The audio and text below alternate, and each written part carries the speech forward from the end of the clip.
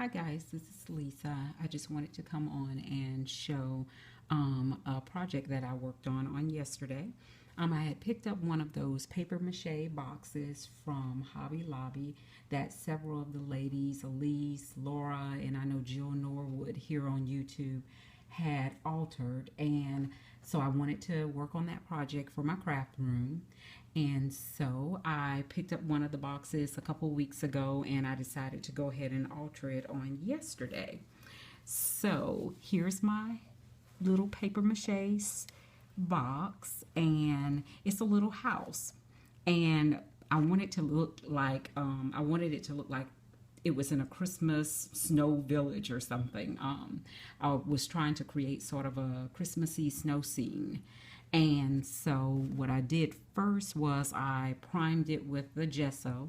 So I covered the entire thing with gesso, the inside and the outside, and even on the sides and the back. And then I allowed that to dry overnight.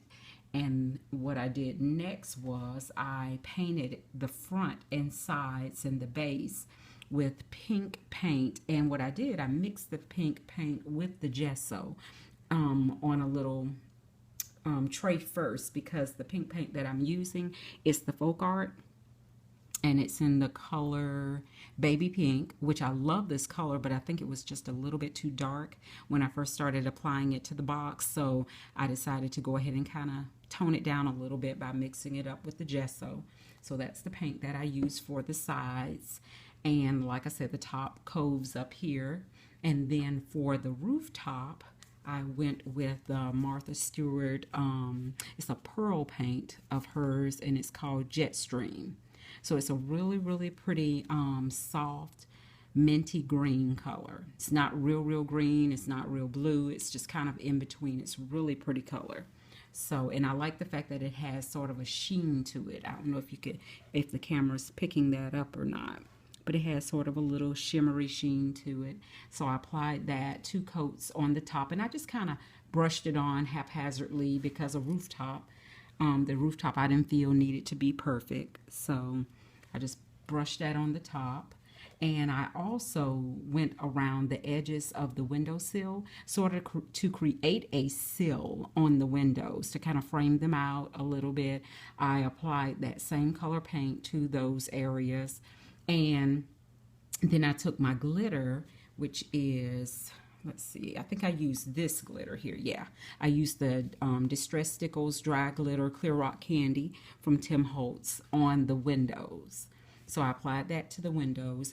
And on the rooftop, what I did was I applied some glue in the coves, in the little areas, in the crevices, I should say, and around the rooftop, and a little bit on the back side also. Let me see if I can turn that around. You can kind of see where I just took my finger and applied the glue around those areas. And then I took this glitter, which is the Creatology glitter. I love this glitter. It's really, really glittery, and they give you so much. That's what I love about it, because there's going to be a bunch that you'll lose because, it just gets all mixed in, especially when you're working with more than one type of glitter. But I love it because they give you so much of it. But I added that to all the little crevices. And then I also tried to take some of that fake snow, that plasticky fake snow, and I added some of that to those areas also. I wasn't in love with that, so some of it I just kind of flaked it off.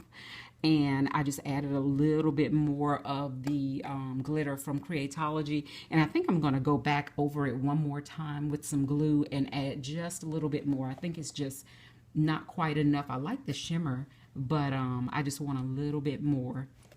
And then right here at the top, I added a little bit of Snow Tex at the top, and I sprinkled some silver glitter around the chimney.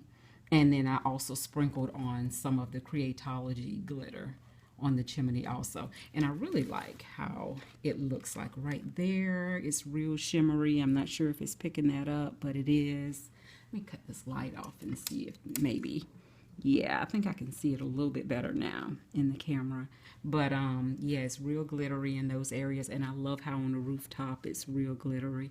So I like how it turned out. And at the bottom here, what I did was I just added a lot of the clear rock candy glitter at the bottom, and I added a little bit of snow text, sort of to make it look like the snow was kind of puddling at the door, or at the base of the house. And I took one of the deers that are at the Dollar Tree. I took one of those. Here's another one right here. This is how they look. And I love them. I mean, they're really good quality. And so I took one of those, and I just took my hot glue gun and I put a little dab on each one of the little hooves and stuck it on there, and it fit perfectly on there. I thought it really did, and I love how it looks up against the house, and it came already with glitter on it, so that was really good.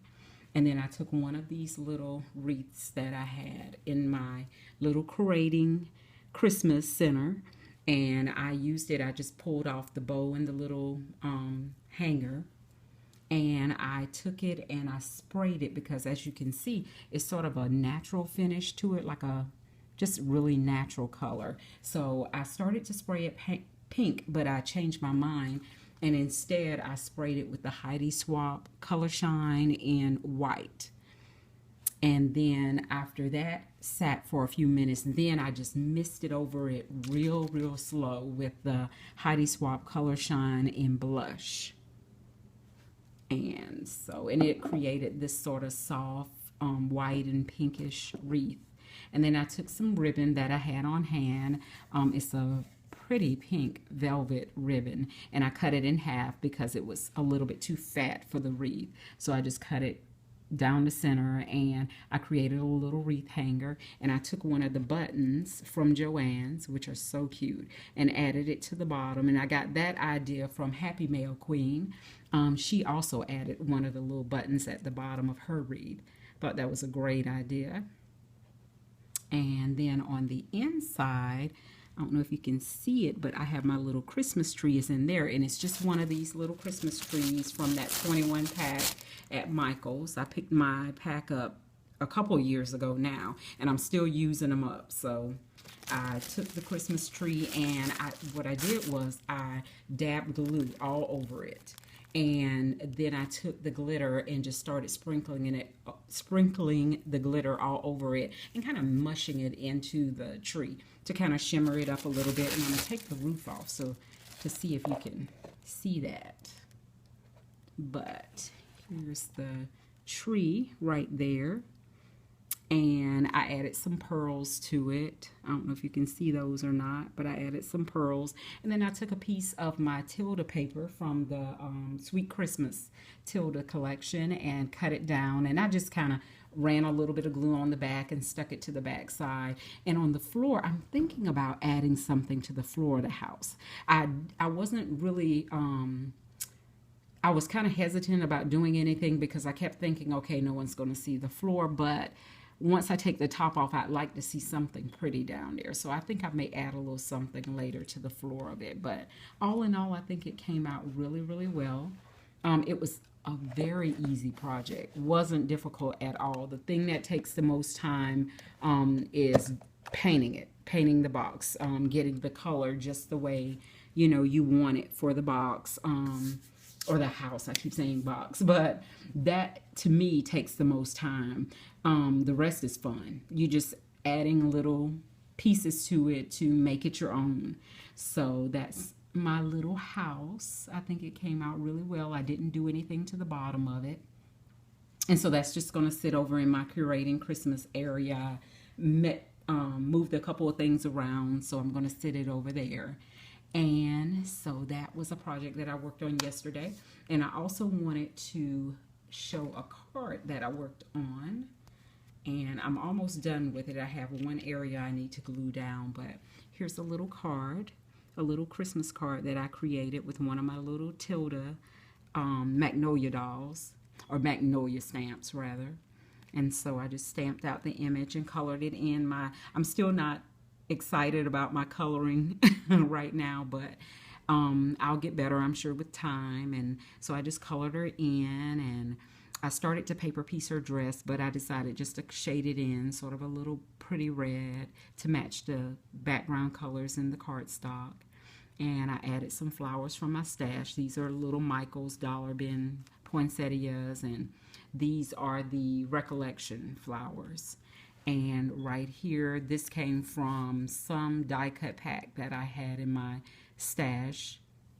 And these little snowflakes and stars, they come from a Martha Stewart pack that I picked up at AC Moore last year when I was out of town. And I used my Spellbinder die to cut out this part right here. And what I did was, this is the piece I need to glue in.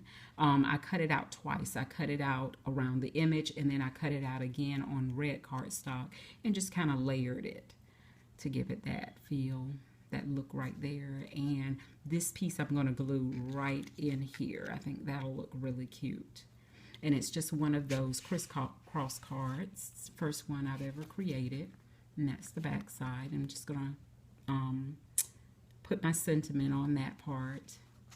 And this bow right here, I had in my stash. Sometimes when I get gifts or what have you, they'll have a bow on them, and if it's a really nice bow, I'll just pull it off and throw it in with my other ribbon.